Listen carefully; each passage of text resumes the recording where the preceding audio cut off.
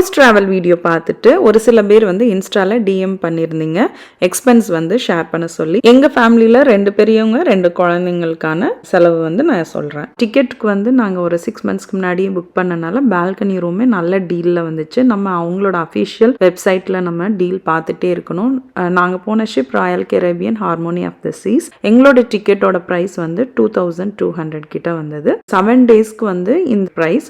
அது கூட வந்து 500 ஆட் பண்ணிக்கணும். கிராஜுவேட்டி ஃபீன்னு எண்ட் ஆஃப் த டே வந்து நம்ம வந்து ஷிப்பில் வந்து பே பண்ணுவோம். அது வந்து டிப்ஸ் மாதிரி. நம்ம இந்த 7 நாளும் ஷிப்புக்குள்ளே மட்டும் ஃப்ரீயாக நிறைய ஷோஸ் பார்த்துட்டு நல்லா சாப்பிட்டுட்டு நம்ம டைம் ஸ்பெண்ட் பண்ணுறா இருந்தாலும் பண்ணலாம்.